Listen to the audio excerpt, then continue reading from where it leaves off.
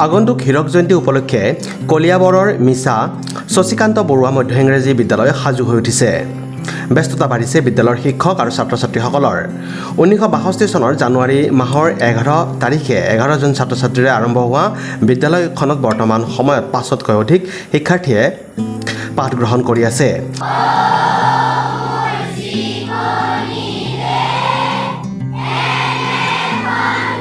বিদ্যালয়খনত 12 জন শিক্ষকৰ লগতে 5 জন চতুৰ্থ বৰ্গৰ কৰ্মচাৰী কৰ্মৰত হৈ আছে। 2025 বৰ্ষৰ জানুৱাৰী মাহৰ 11 তাৰিখৰ পৰা 3 দিনীয়াকৈ অনুষ্ঠিত হ'ব হীৰক জয়ন্তী উৎসৱ। বিদ্যালয়খনত অধ্যয়নৰত বহু শিক্ষাৰ্থীয়ে উচ্চ শিক্ষাৰে শিক্ষিত হোৱা পৰিলক্ষিত হোৱাৰ লগতে এই বিদ্যালয়লৈ গৌৰৱ কঢ়িয়াই আনিবলৈ সক্ষম হৈছে। হীৰক জয়ন্তী উপলক্ষে সদাশয় ৰাইজৰ সহায় সহযোগিতা কামনা কৰিছে উদ্যোক্তাসকলে। আমাৰ শশীকান্ত বৰুৱা মধ্য ইংৰাজী বিদ্যালয়খনে 1962 চনৰ 11 জন ছাত্ৰক লৈ পেলাই প্ৰতিষ্ঠা হৈছিল। গতিকে মই এদিনাখন ভাবিলোঁ, যেতিয়া মই প্ৰধান শিক্ষকৰ দায়িত্ব ল'লোঁ 2015 চনত 31 অক্টোবৰত, মই তেতিয়া ভাবিলোঁ যে স্কুলখনে চাওঁতে ৰূপালী জয়ন্তী সোণালী জয়ন্তী পাৰ কৰিলে, ইয়াত একো অনুষ্ঠানেই নহয়। গতিকে সতীৰ্থসকলৰ আলোচনা কৰিলোঁ যে আমি 60 বছৰীয়া হীৰক জয়ন্তীটো পাতিব পাৰিম নেকি বাৰু। আৰু সতীৰ্থসকলে তেতিয়া মোৰ লগতে তেওঁলোকে ভয় দিলে যে হয় বাইদেউ, এইটো এটা খুব ধুনীয়া অনুষ্ঠান হ'ব, গতিকে আমি ভাবিব পাৰোঁ। আৰু সেই মৰ্মে আমি আমাৰ বিদ্যালয় পৰিচালনা সমিতিৰ লগত আলোচনা কৰিলোঁ প্ৰথমে। তাৰপিছত আমি স্থানীয় ৰাইজৰ লগত আলোচনা কৰি আমি এখন সাধাৰণ সভা পাতিলোঁ।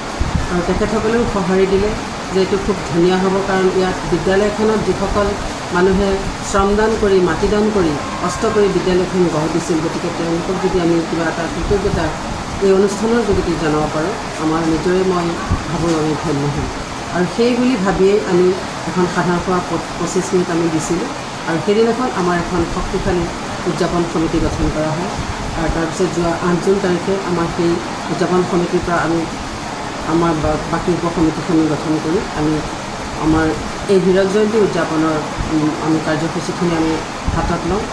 বৰ্তমান আমাৰ বিদ্যালয়ত 378 জন ছাত্ৰ ছাত্ৰীয়ে অধ্যয়ন কৰি আছে আৰু 12 জন শিক্ষক কৰ্মৰত, 5 গৰাকী নন টিচিং ষ্টাফ আছে, 5 গৰাকী ৰান্ধনী আৰু এজন আমাৰ ফ'ৰ্ট আছে। গতিকে আমি এই অনুষ্ঠানটো 3 দিনীয়াকৈ পতাৰ এটা সিদ্ধান্ত কৰিছোঁ। প্ৰথম 2025 চনৰ 10, 11 আৰু 12 জানুৱাৰীত আমাৰ অনুষ্ঠানটো হ'ব।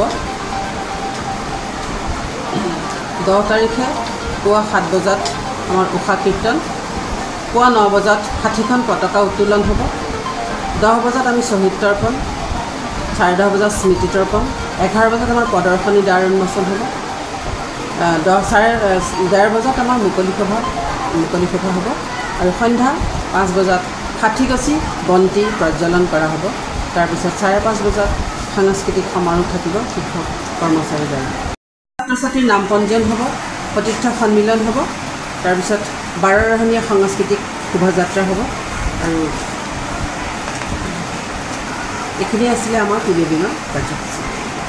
এখন ছাত্ৰ ছাত্ৰী শিক্ষক শিক্ষয়িত্ৰী ৰাইজ সকলোৱে মই সহযোগিতা কামনা কৰোঁ।